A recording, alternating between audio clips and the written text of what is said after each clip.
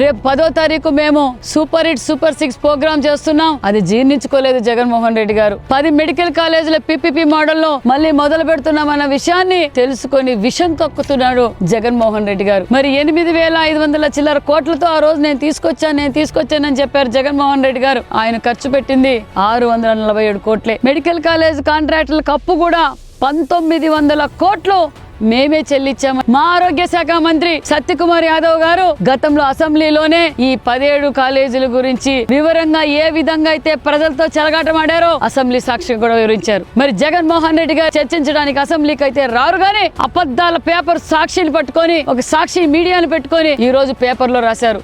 జగన్మోహన్ రెడ్డి గారికి సూటి ప్రశ్న అడుగుతున్నా. పులివెందుల మెడికల్ కాలేజ్ కూడా పూర్తి చేయలేని అసమర్థుడు జగన్మోహన్ రెడ్డి గారు. 27 మెడికల్ కాలేజీలు తెచ్చిన ఘనత చంద్రబాబు నాయుడు గారు.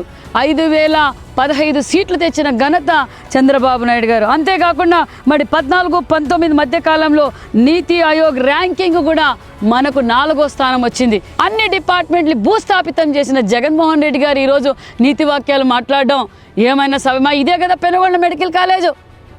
రమ్మానండి, అసెంబ్లీకి రమ్మానండి.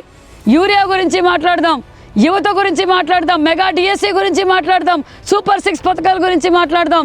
మరి అన్ని సెక్టార్లకి మేము మైక్ ఇస్తాం జగన్మోహన్ రెడ్డి గారికి.